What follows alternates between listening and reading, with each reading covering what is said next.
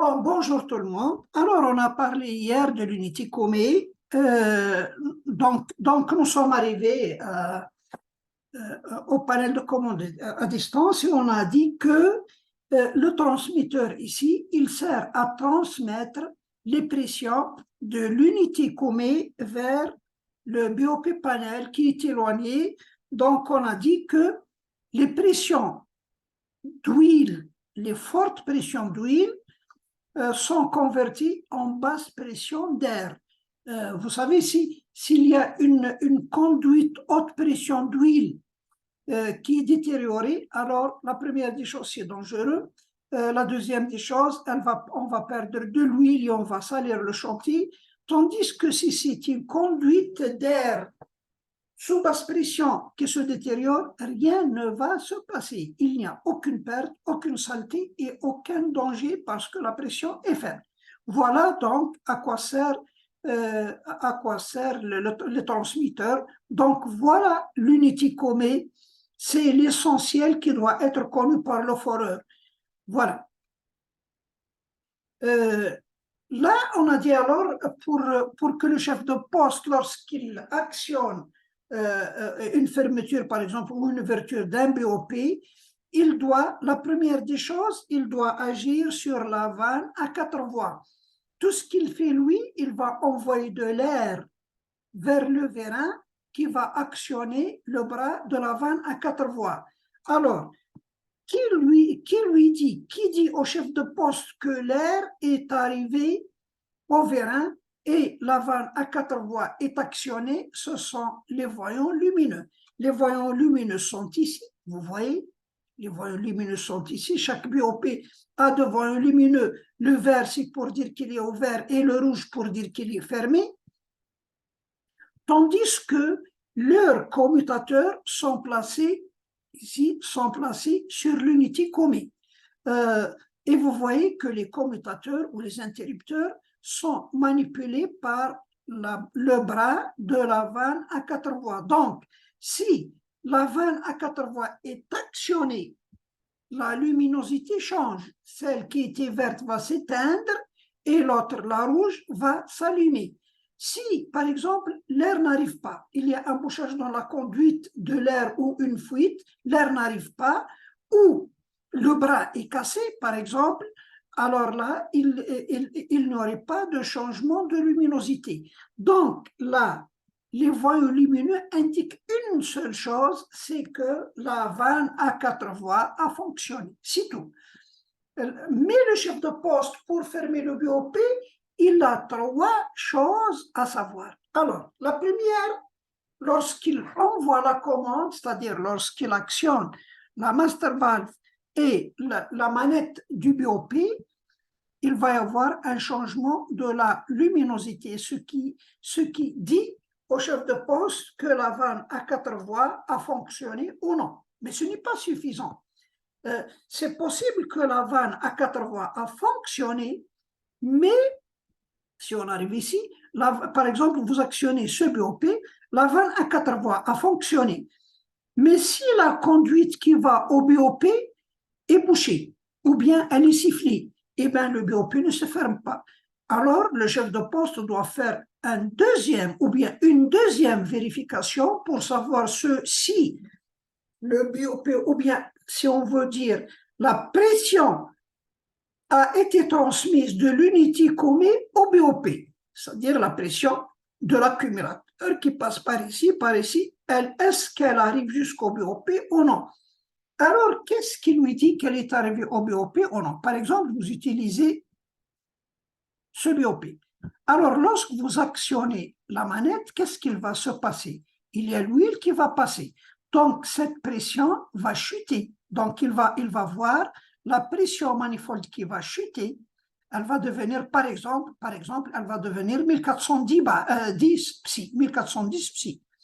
En même temps, lorsqu'elle chute, celle-là aussi va chuter.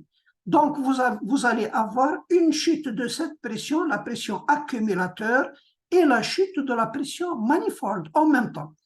Mais après, celle-ci, qui a chuté jusqu'à, par exemple, 1410, puisque la pression ici est supérieure à 1500, elle va immédiatement rappeler ou bien remettre encore la pression à 1500. Donc, elle va chuter, par exemple, à 1510 et elle va remonter jusqu'à 1500.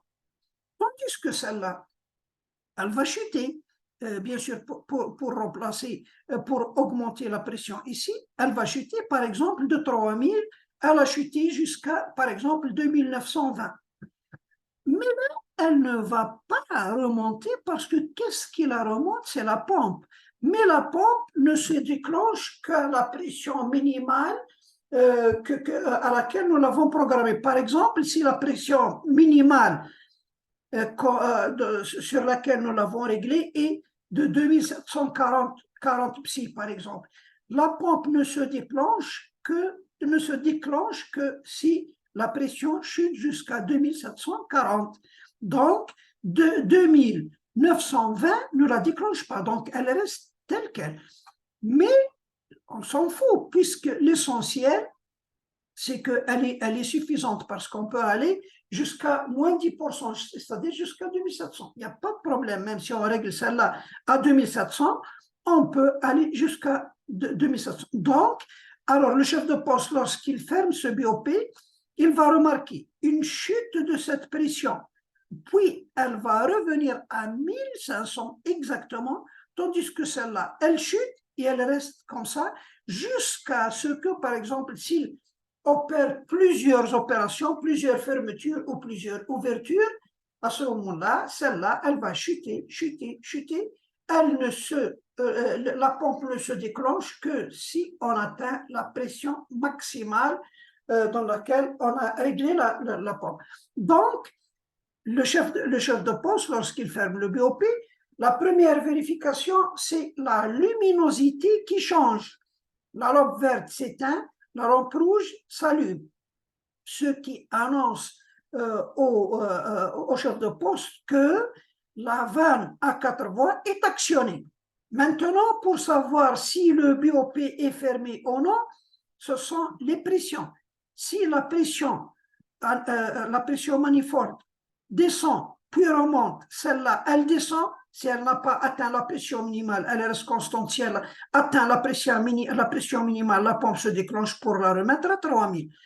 Donc, le chef de poste, il a ces deux vérifications. Mais il reste une troisième vérification. Maintenant, si, par exemple, la pression a chuté et a repris, tandis que celle-là, elle a chuté, elle n'a pas atteint la pression minimale, elle reste telle qu'elle, là, le BOP s'est fermé. Mais est-il étanche ou non? Peut-être que le packing, les joints d'étanchéité de la mâchoire ou la membrane, s'il utilise le BOP annulaire, peut-être ils sont sifflés, sont détériorés. Donc, malgré que le BOP est fermé, il va y avoir un retour, c'est-à-dire une fuite au niveau du BOP. Donc, la troisième vérification, il doit contrôler ou bien vérifier le retour sur le trip tank, ou le retour à la goulotte s'il n'y a pas de trip tank. Donc, le chef de poste, lorsqu'il ferme le BOP, il doit vérifier ces trois facteurs. Donc, lorsqu'il actionne les vannes, les manettes pour fermer le BOP, la première des choses, la luminosité doit changer. La deuxième des choses, la pression doit chuter et remonter. La troisième des choses, il n'y a pas de retour. Voilà donc les trois vérifications qui doivent être faites par le chef de poste pour s'assurer que le BOP est fermé ou non. Voilà. Maintenant, comment on agit sur les BOP pour les fermer ou les ouvrir? Vous avez deux manettes. Vous avez la master valve. Je l'ai représentée ici. Voilà. Vous avez les manettes des BOP. Chaque BOP a sa manette. Et les manettes, qu'est-ce qu'elles font? Les deux, tout simplement, ils envoient de l'air, uniquement l'air au vérin qui actionne la manette de la vanne à 4 voies. Donc, il y a l'air qui vient de la citerne, de la réserve d'air du chantier. Par exemple, si vous actionnez ce BOP, eh bien, l'air doit passer par là, par là, par là, par là, jusqu'à actionner le vérin. Alors, pour que le vérin soit actionné, il faut que les deux vannes soient actionnées. Alors, pourquoi il y a deux vannes? On peut carrément mettre une seule vanne, celle-là, on n'a pas besoin de celle-là. S'il n'y a pas celle-là, il y a une continuité, et bien l'air va être coupé ici. Pour passer l'air ici, il suffit d'actionner celle-là et l'air va passer. Mais là, on a coupé, on a utilisé deux vannes, une principale et les autres, c'est-à-dire secondaires pour chaque BOP. Alors, la principale, la master valve, c'est en quelque sorte, c'est une sécurité. Pour être sûr, parce qu'en action la première manette, si on se rend compte qu'on s'est trompé, rien ne va se passer parce que l'autre manette n'est pas actionnée. Voilà pourquoi il y en a deux. Alors, pour actionner les deux, il faut vraiment que le gars soit très sûr. Donc là, c'est pour réduire l'erreur, pour ne pas actionner un BOP, c'est-à-dire à tort. Bon, il y a aussi même le fait que les vannes ne sont pas dans le même sens. Celle-là, il faut appuyer vers le bas pour l'actionner, tandis que celle-là, il faut appuyer vers la droite pour l'actionner. Ils ne sont pas dans les mêmes sens, parce que supposez que quelque chose qui les frappe comme ça, qui vient de la gauche et les frappe comme ça, si elles s'actionnent toutes les deux vers la droite, eh bien, on peut les percuter toutes les deux et actionner le BOP, ou si elles travaillent de haut en bas, s'il y a quelque chose qui tombe du haut, elle va les percuter toutes les deux et le BOP va se fermer. Voilà donc pourquoi même le sens, il n'est pas le même. S'il y a quelque chose qui vient de la gauche, elle va percuter celle-là, mais si elle se ferme seule, il n'y a aucun danger parce que celle-là n'est pas actionnée. La même chose que si quelque chose tombe. Donc, voilà pourquoi il y a deux vannes. Maintenant, comment fermer le BOP? Attention, là, il n'y a aucune règle. L'essentiel, c'est que les deux vannes soient fermées. Alors, vous actionnez la première, puis la seconde, il n'y a pas de problème. Vous commencez par celle-là, puis celle-là, il n'y a pas de problème. Vous les actionnez les deux en même temps, il n'y a aucun problème. L'essentiel, c'est que les deux vannes doivent être actionnées pour qu'il y ait une continuité pour l'air. Il n'y a ni temporisation, ni minuterie, ni rien du tout. Voilà donc l'unité commune. Dans l'unité commune, il y a la bouteille. Qu'est-ce qu'il y a dans la bouteille? Vous voyez, la bouteille, c'est une bouteille en acier. En acier. Là, il y a la membrane en caoutchouc. L'huile entre par le bas. Et là, en haut, on met de l'azote. C'est là où on remplit l'azote. Attention, là, à l'entrée de l'huile, vous avez ceci. C'est un siège et non pas, comme croient d'autres, un clapet anti-retour. Non, il n'est pas étanché, il est même troué. À quoi sert-il celui-là? Vous voyez là un ressort ici, il peut s'ouvrir si, c'est-à-dire s'il n'est pas actionné, il va s'ouvrir, l'huile va passer d'un côté et de l'autre. Quand est-ce qu'il va se fermer? C'est lorsque vous remplissez, lorsqu'il n'y a pas d'huile du tout au début, lorsque vous remplissez de l'azote dans la membrane va occuper tout le volume et elle va venir ici, elle va pousser ce siège et elle va être bloquée ici par le siège. S'il n'y a pas le siège, alors que va faire la membrane? Elle va sortir par ce trou, parce que c'est du caoutchouc, elle va sortir par ce trou et elle va se déchirer. Elle va former une sorte de hernie qui va s'éclater. Elle va sortir et elle aura du mal à revenir. Donc, ce siège est utilisé pour empêcher la membrane de passer par ce trou. C'est tout. Voilà donc.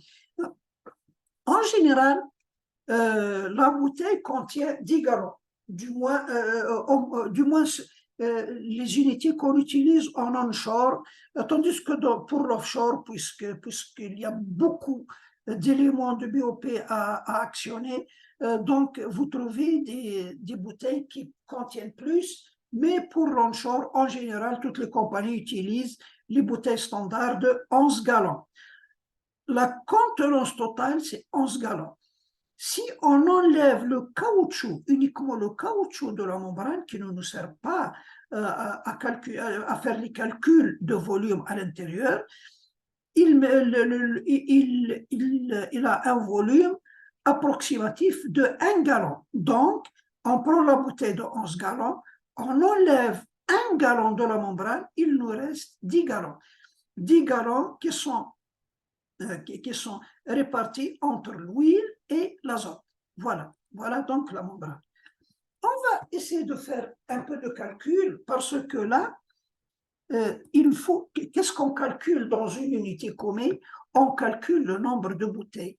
Parce que là, la compagnie, c'est elle qui exige quelles sont les opérations qui doivent être faites par l'unité commune en cas, enfin, pour assurer la fermeture et l'ouverture des BOP. Alors, il y a des compagnies, par exemple, qui disent, moi, je veux avoir une quantité dans les accumulateurs suffisante pour fermer tous les BOP. Il y a une autre qui dit, moi, je veux qu'elle ferme tous les BOP et les ouvrir. Il y a une autre qui est plus sévère, ils disent, moi, je veux une fermeture, une ouverture et une ouverture. Alors, chaque compagnie a ses procédures, ses exigences. Le client, lui, le contracteur de forage, il n'a qu'à fournir l'unité commune avec le nombre de bouteilles exigées par la compagnie. Alors, comment calculer le nombre de bouteilles?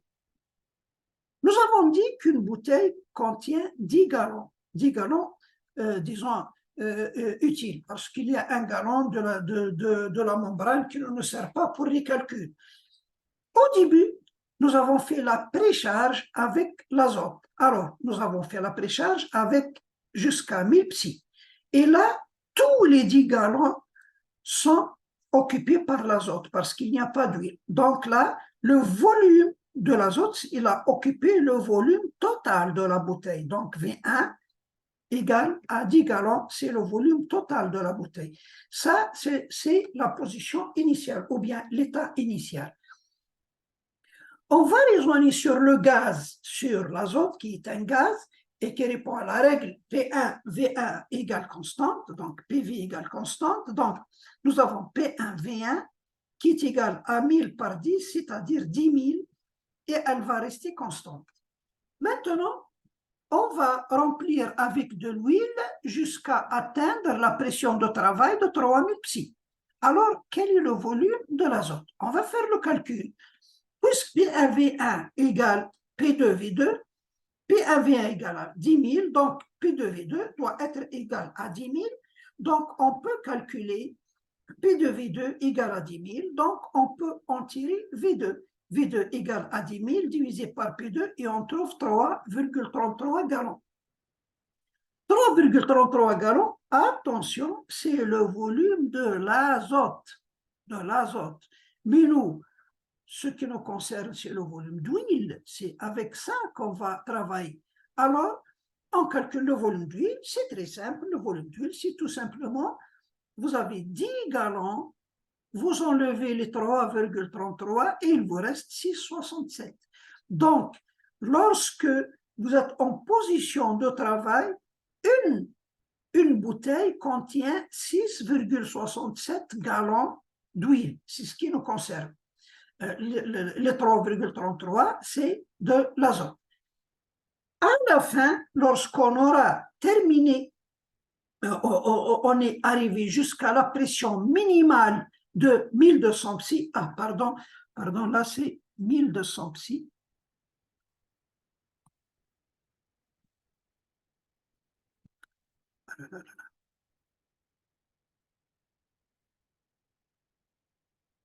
Ça ne veut pas. Ah.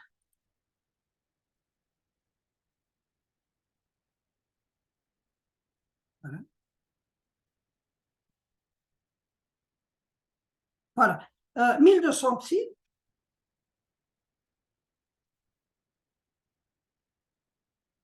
1200 psi. Alors, on peut calculer de la même façon V3 qui est égal à, là, P3, V3, c'est toujours 10 000. Alors, V3, on trouve 10 000 divisé par 1200, on trouve 8,33 gallons. Mais, comme toujours, ce qui nous concerne, c'est le volume d'huile. Si on fait le calcul, c'est 10 moins 8,33 et on trouve 1,67. Alors là, nous avons 6,67 gallons d'huile. Et à la fin, lorsqu'on aura, c'est-à-dire on aura atteint la pression minimale, en isolant les pompes, bien sûr, pour ne pas les remplir, nous devons avoir 1,67. Alors, combien on a utilisé? On a utilisé le volume utile, combien? Tout simplement, c'est 6,67 moins 1,67 et on trouve 5 gallons. Voilà. Alors, qu'est-ce qu'on remarque? Dans une bouteille de 10 gallons, nous n'utilisons que 5 gallons, c'est-à-dire la moitié. La moitié. L'autre moitié, c'est quoi? L'autre moitié, c'est resté entre l'huile et l'azote. Voilà, c'est ça. Ça, c'est l'huile qui reste à la fin et l'azote. Donc, on n'utilise que 5 gallons dans une bouteille de 10 gallons. Donc, le volume utile est égal à quoi? Il est égal au volume total divisé par 2. Ou bien, le volume total égale 2 fois le volume utile. Voilà. Là, ça dépend de la pression P3, c'est-à-dire la pression de sécurité, c'est P3. Alors,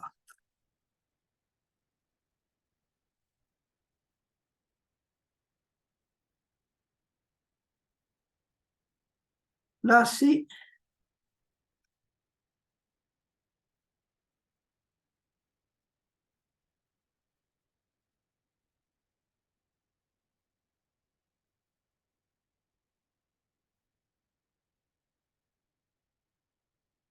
voilà. Donc, si P3 égale à 1200 psi, on aura le volume V1, c'est-à-dire le volume total, égale 2 fois le volume utile. Mais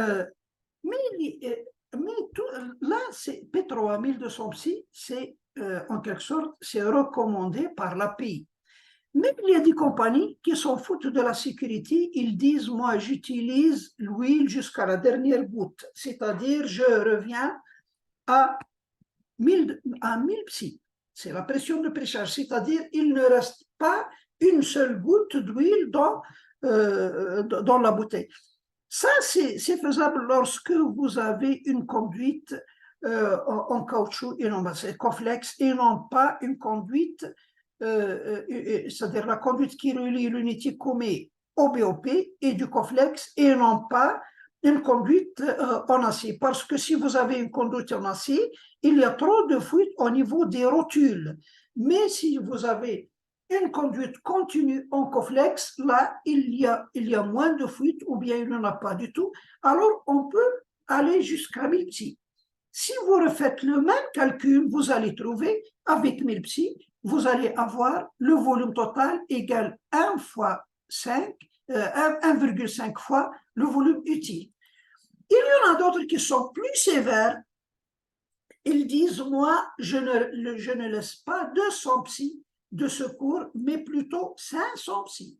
Alors, si vous avez la pression finale 1500 psi, alors vous allez avoir, si vous faites le calcul, le volume total égal à 3 fois le volume utile. Voilà donc concernant les calculs de l'unité Comé et l'unité Comé en total. Voilà. On passe maintenant à autre chose, le manifold de Duse. Le manifold de Duse, à quoi sert le manifold de Duse?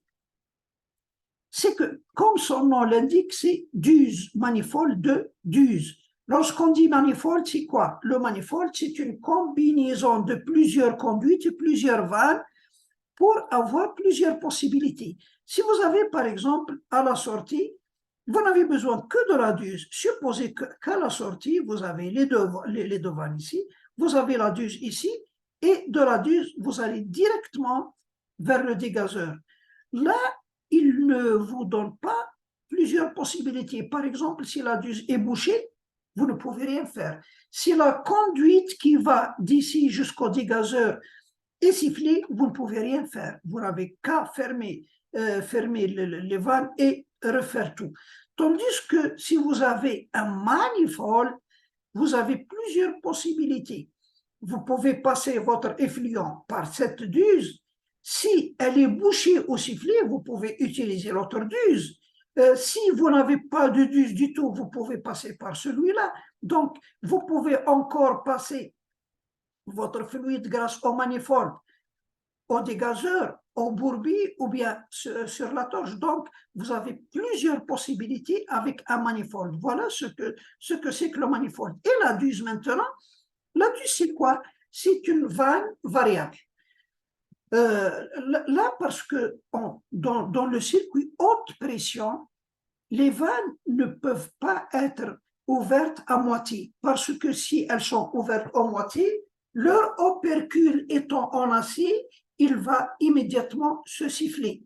Donc, il faut utiliser quelque chose qui ne se siffle pas lorsqu'elle est ouverte à moitié, c'est la duse. Mais celle-là, la duse, elle a un opercule et son siège qui sont renforcés, ou bien en carbure tungstène, ou bien en céramique, pour éviter d'être sifflé pendant le contrôle d'une venue. Voilà pourquoi on utilise la duse. Donc la duse, c'est une vanne variable.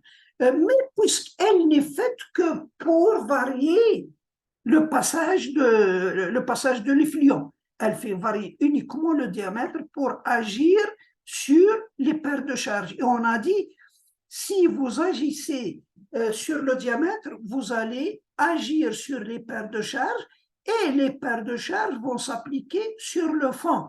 Parce que rappelez-vous, la pression qui s'applique sur le fond est égale à la pression hydrostatique plus les paires de charges annulaires. Et lorsque le BOP est fermé, le passage est par là, l'annulaire, en arrivant en surface, il va encore passer par la duse. Donc, si vous fermez ici la duse, par exemple, vous allez augmenter les paires de charges annulaires qui, alors, vous allez augmenter la pression sur le fond, qui est égale à la pression hydrostatique plus les paires de charges annulaires. Donc, en agissant sur la duse, vous allez agir sur la pression du fond.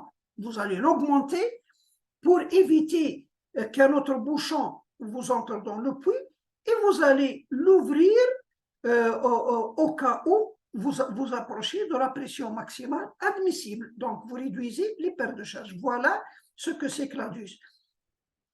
Étant donné que la duse n'est pas faite pour fermer complètement le puits, comme une vanne, parce que la vanne, ou bien vous l'ouvrez complètement, ou bien vous la fermez complètement dans le circuit haute pression.